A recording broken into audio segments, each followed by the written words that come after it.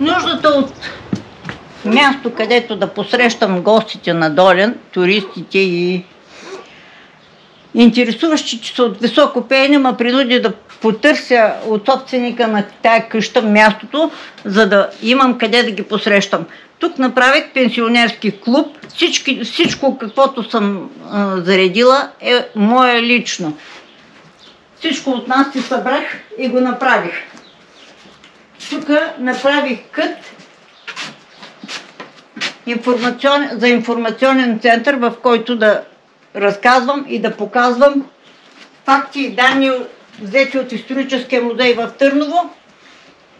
Обаче някои недоброжелатели ми изпочупиха стъклата.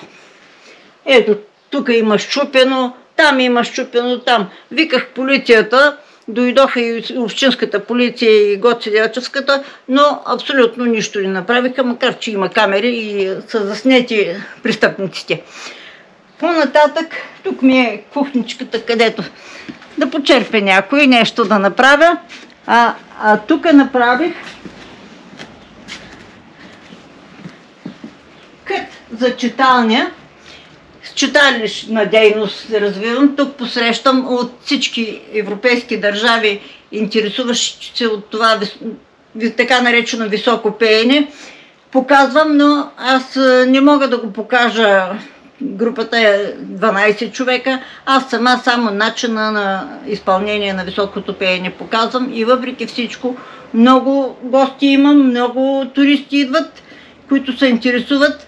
Сега очаквам едни американци, които да дойдат да заучават поне една седмица да научат доленското високо пеене. Между два родопски рида, долу ниско в дола, черквата Свети Никола се издига и край нея селото да пази добита. 8 рода по време на робството дошли, сторили 8 махали, махалите са размножили и черквата Свети Никола построили.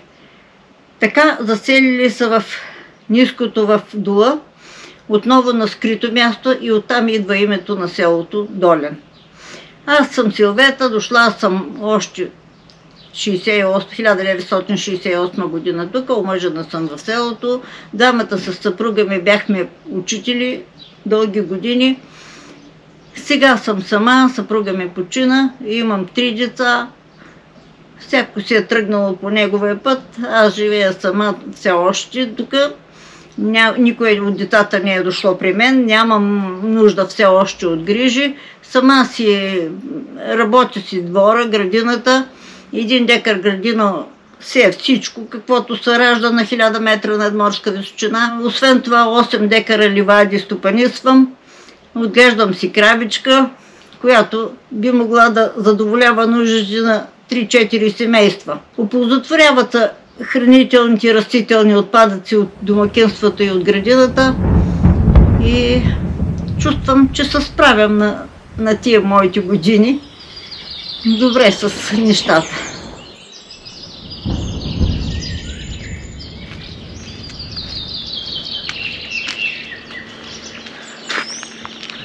Отиваме ли на градината?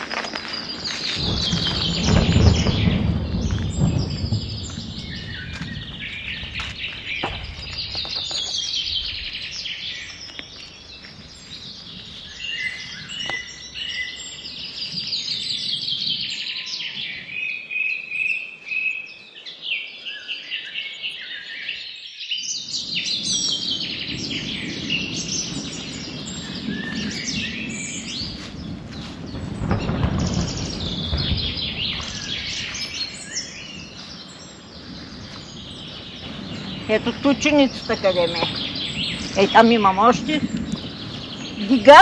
гигантско цвекло.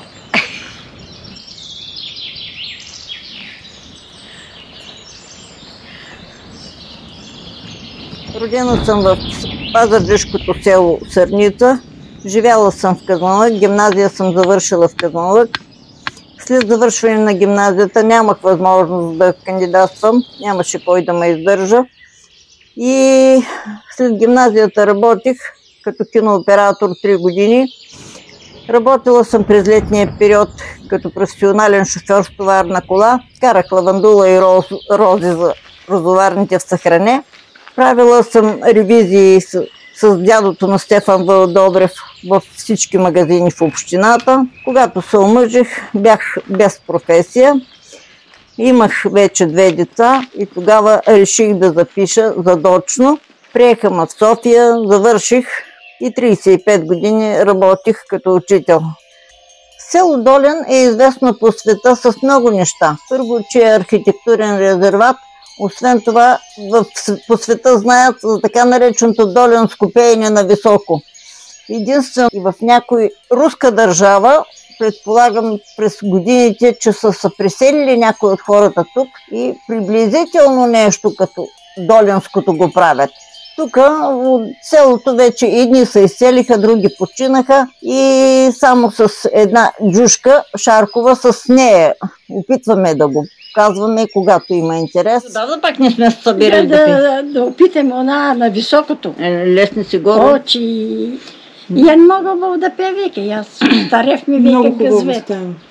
И лесни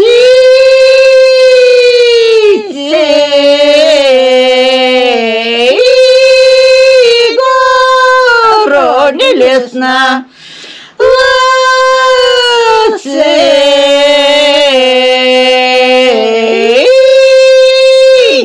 и яша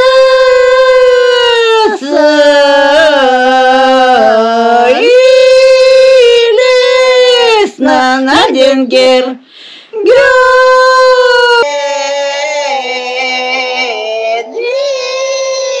от кога не сме пели? Няма мисли глас, бе. Яньо, абре, яньо, посела ми е, яньо, яньо, абре, яньо, посела ми е, яньо. Посела ми е, яньо, големата нива, посела ми е, яньо, големата нива. Големата нива с бела пшеница, големата нива с бела пшеница. С бела пшеница и с жълто просо, с бела пшеница и с жълто просо. Едно време, кога пеехме, ние бяхме по-млади, пък другите много възрастни.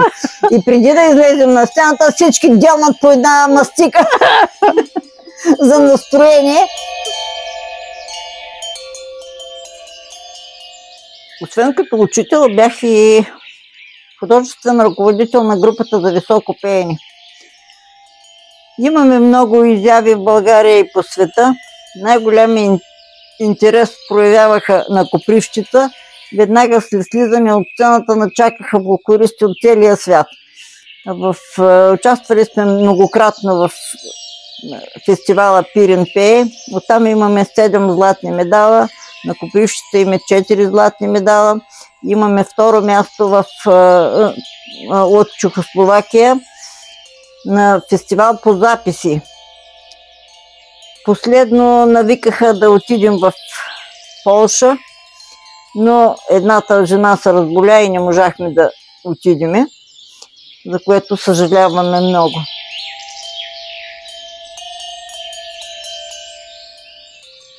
Тръгнала е стаймена ли, тръгнала е стаймена, на кон трябва да жене.